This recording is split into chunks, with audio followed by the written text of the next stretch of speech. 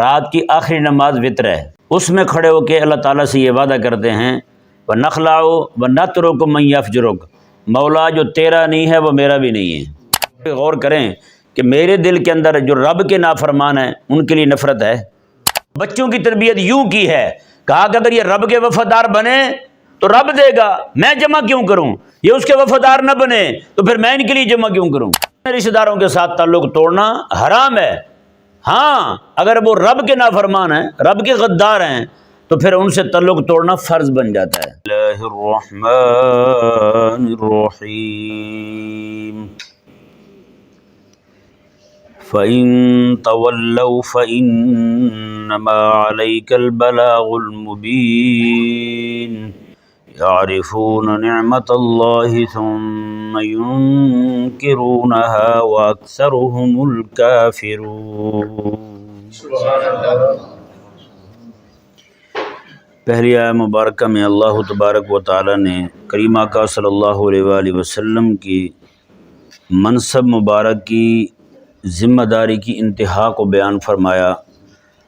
اللہ تبارک و تعالی نے ارشاد فرمایا، حبیب پیارے جتنی بھی نعمتیں جن کا تعارف ہم نے کروایا ہے پچھلے آیات کریمہ میں، جیسا کہ آپ پڑھ چکے ہیں، اللہ تبارک و تعالی نے پہلے دو مثالیں دیں، ضرب اللہ مثلا عبدا مملوکا، اور فرمایا وضرب اللہ مثلا الرجلین۔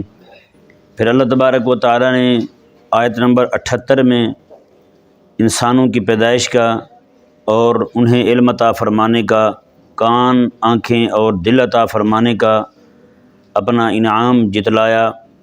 پھر اللہ تبارک و تعالی نے انسانوں کے جو عارضی گھر ہوتے ہیں اور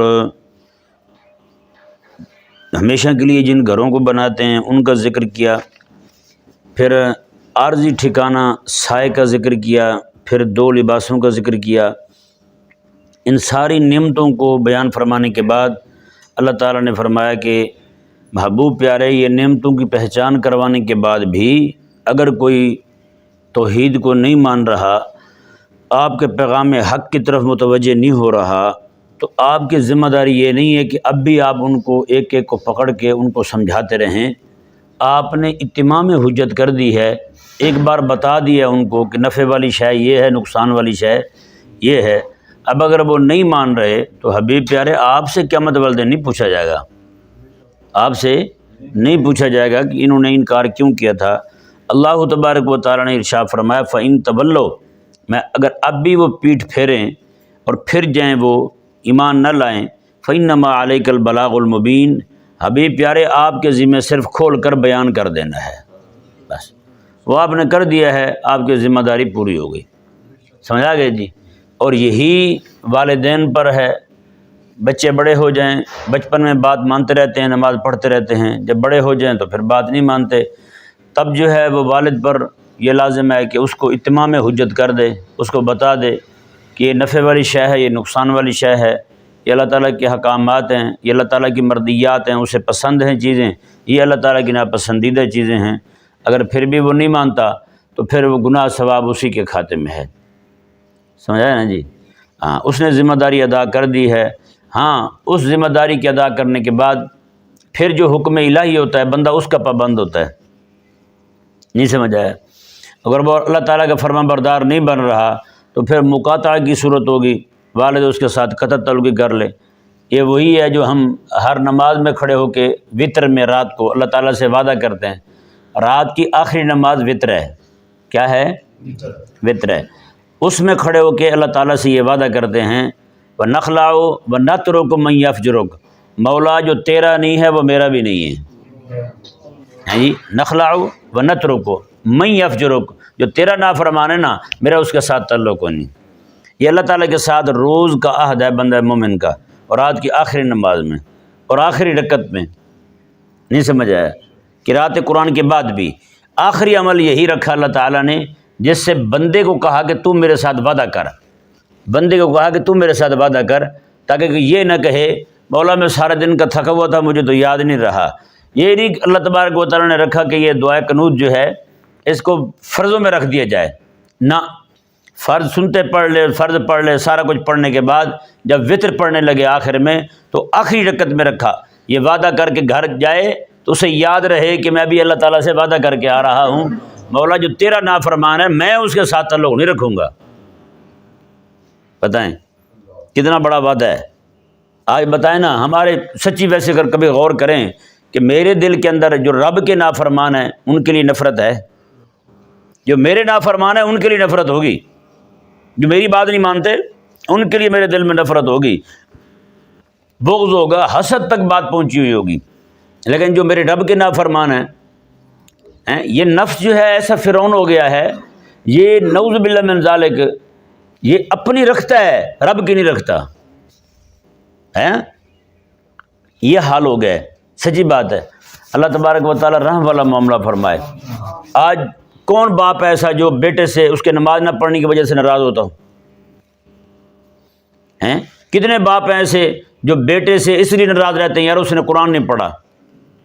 ہاں ایسے باپ تو ہر گھر میں موجود ہوں گے، وہ چاہے پاکستان میں نام بھی ہوں کہیں اور ہی ہوں، پیچھے سے اماں ایک میسج کر دے، واٹس ایپ کر دے کہ بیٹا آپ کا اکیڈمی نہیں گیا ہیں، پھر جو ابے کا وہاں بیٹھے ہوئے بی پی شوٹ کرے گا وہ بیان سے باہر ہے، وہ ہر ایک کو پتہ ہوگا، ہے یا نہیں؟ اماں پریشان ہوگی تو اس بات پہ ہوگی کہ آج بیٹا جو ہے وہ اکیڈمی نہیں گیا، آج بچہ اسکول نہیں گیا، ہیں وہی بچہ دن میں 5 بار اللہ تعالیٰ کی طرف سے بلاوا آئے اور وہ ایک بار بھی نہ کہے یا اللہ میں آ گیا ہوں، ہیں تو بتائیں ایسی اولاد جو ہے وہ نقصان والی ہے یا نہیں؟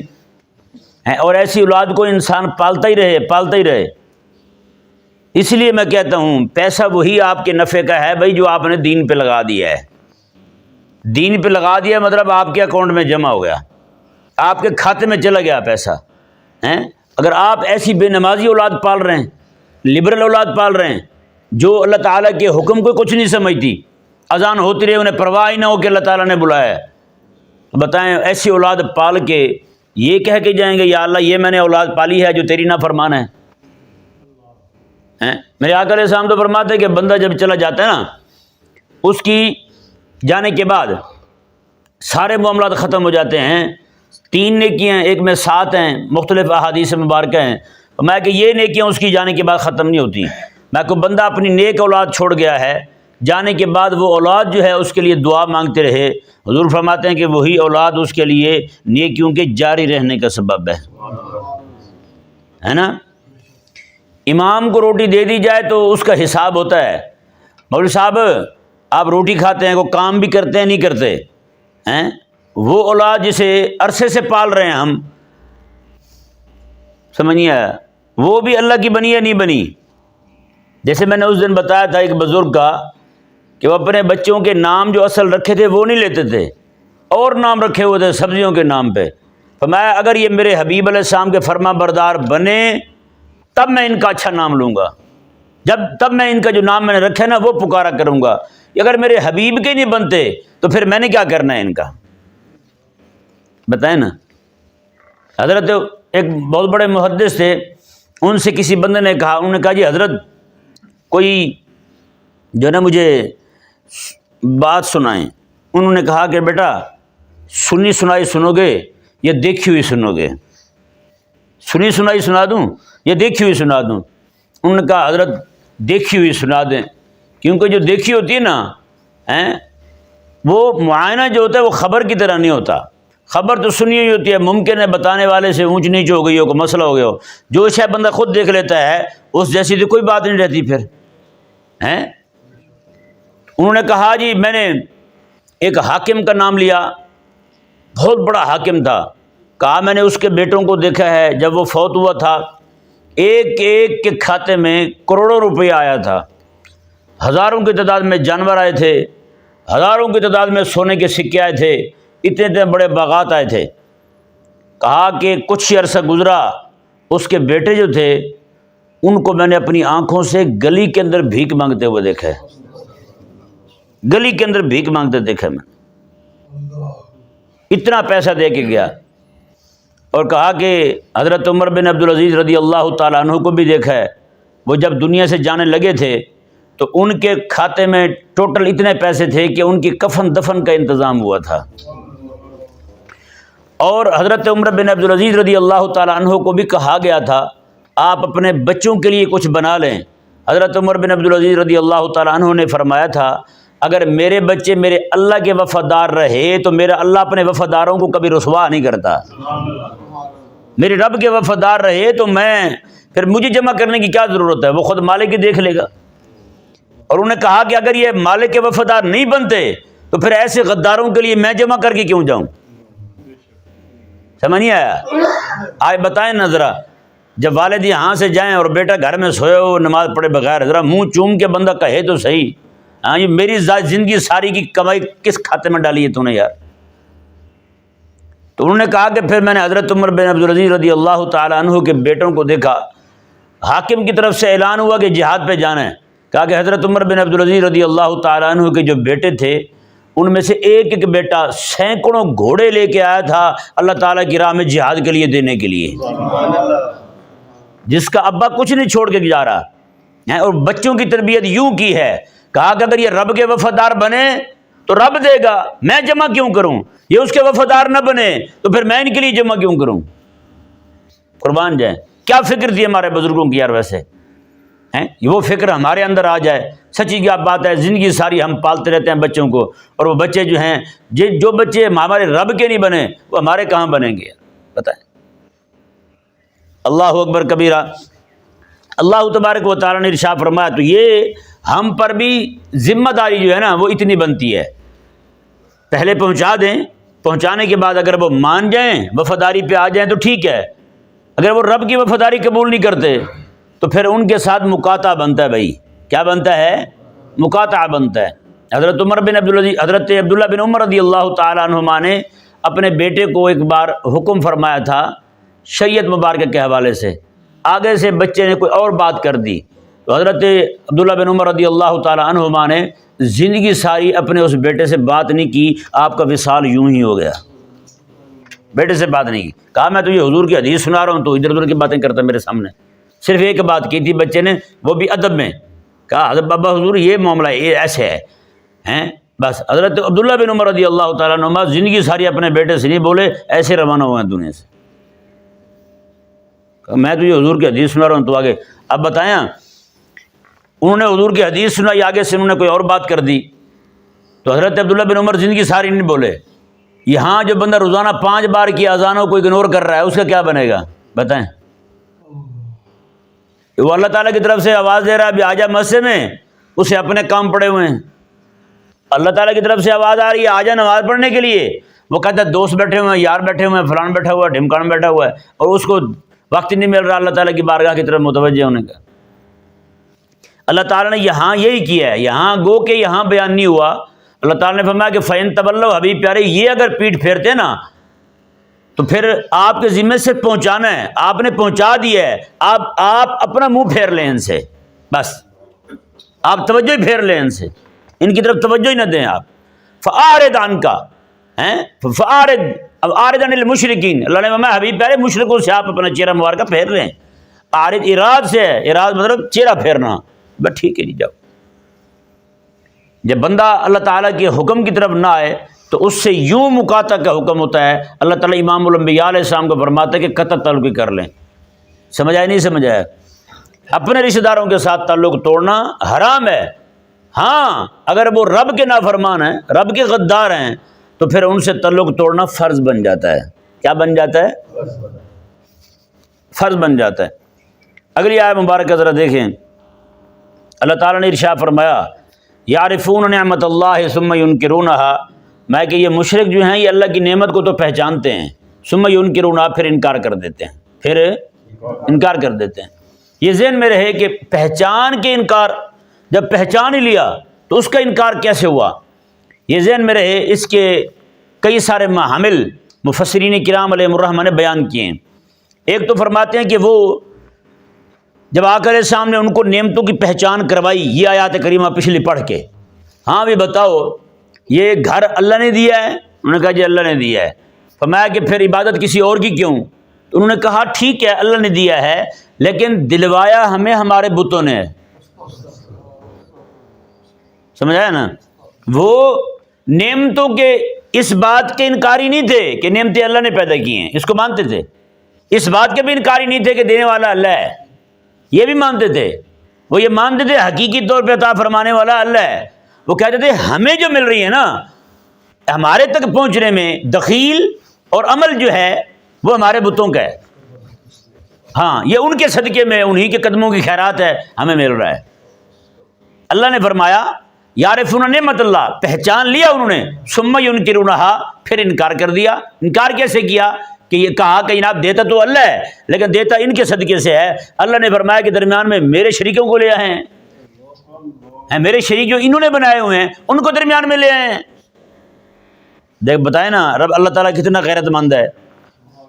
وہ یہ مان رہے ہیں اللہ پیدا فرمانے والا ہے، وہ یہ مان رہے ہیں اللہ دینے والا ہے، درمیان میں یہ کہا کہ اللہ دیتا ان کے صدقے سے ہے. اللہ نے فرمایا میرے دشمنوں کا ذکر کیوں ہے؟ ایک تو معنی یہ ہوا اس کا. دوسرا معنی یہ ہوا یعرفون نعمت اللہ ہے، جب انہیں تنگی پہنچتی ہے تب تو پہچانتے ہیں کہ یہ نعمت اللہ تعالیٰ کی ہے. اللہ فرماتا ہے کہ جب خوشی پہنچتی ہے ینکرونہا، پھر انکار کر دیتے ہیں. یہ معاملہ آج ہمارے اندر بھی بہت زیادہ ہے. بتائیں جب کہیں کو مرگ ہو جائے، کوئی بندہ مر جائے، سارے قرآن کی طرف بھاگتے نہیں بھاگتے. جس کو نہ پڑھنا آتا وہ بھی قرآن اٹھا کے بیٹھا ہوتا ہے. اب وہی اللہ تبارک و تعالی خوشی دے دے تو بتائیں کوئی قرآن کی طرف جاتا ہے؟ کوئی قرآن کا کہہ بھی دے یار قرآن پاک پڑھ لیں شادی پر، تو وہ آگے سے کہتے ہیں مولوی صاحب ہر کام کا ایک وقت ہوتا ہے. کیسے لوگ ہیں؟ یہی تو موقع ہے آج رب کو ناراض کرنے کا. آپ اس موقع پہ بھی کہہ رہے ہیں کہ اللہ کو راضی کریں، ایسا کیسے ہو سکتا ہے؟ یہ ہم سے نہیں ہو سکتا. سمجھ آیا؟ نہیں سمجھ آیا؟ تو یہ تیسرا معامل جو ہے وہ یہ بیان کیا انہوں نے مصداق اس کا، کہ وہ یہ تو مانتے ہیں، زبان سے مانتے ہیں، دل سے مانتے ہیں کہ اللہ تعالیٰ نے عطا فرمایا ہے، لیکن زبان سے انکار کر دیتے ہیں. زبان سے انکار کر دیتے ہیں، اندر ہی اندر اعتراف کرتے ہیں کہ یہ کسی اور سے کچھ ہونے والا نہیں ہے، لیکن زبانی بات آئے تو پھر انکار کر دیتے ہیں. یہ بھی ہو سکتا ہے کہ زبان سے تو مانتے ہیں کہ اللہ تعالیٰ عطا فرمانے والا ہے، لیکن چونکہ ان کے دل جو ہیں وہ بتوں کی محبت میں اندھے ہو چکے ہیں تو پھر یہ انکار کر دیتے ہیں، دل سے یہ نہیں مانتے، دل سے یہ نہیں مانتے. ایک یہ ہے کہ یہ قول سے مانتے ہیں لیکن عمل سے انکار کر دیتے ہیں. قول سے مانتے ہیں، عمل سے انکار کر دیتے ہیں. ان کا جیسے مسلمان ہیں نا آج کے، وہ زبان سے مانتے ہیں ہم اللہ تعالیٰ کو ماننے والے ہیں، اس کے غلام ہیں، اس کے بندے ہیں سارا کچھ، لیکن عمل سے انکار کر دیتے ہیں. عمل ان کا سارے کا سارا وہ اللہ رسول کی مرضی کے خلاف جا رہا ہے. اللہ تبارک و تعالیٰ نے یہی ارشاد فرمایا یعرفون نعمت اللہ ثم ینکرونہا، میں وہ اللہ کی نعمتوں کو پہچانتے ہیں، ثم ینکرونہا، پھر انکار کر دیتے ہیں. اللہ تعالیٰ نے فرمایا وَأَكْثَرُهُمُ الْكَافِرُونَ، ان میں اکثر ہیں ہی کافر، ان میں اکثر ہیں ہی کافر. یہ بھی ذہن میں رہے اللہ تعالیٰ کی نعمتوں کا انکار جو ہے بندے کو کفر تک لے جاتا ہے، بندے کو کفر تک لے جاتا ہے. یعنی کہ زبانی انکار کرے، قولاً انکار ہو، قولاً اقرار ہو، عملاً انکار ہو، قولاً اقرار ہو، عملاً انکار ہو، تو یہ انکار بھی ایسا ایسا اسے پکے پکے انکار کی طرف لے جاتا ہے، یعنی کفر کی طرف لے جاتا ہے. اللہ تبارک و تعالی سمجھنے کی توفیق عطا.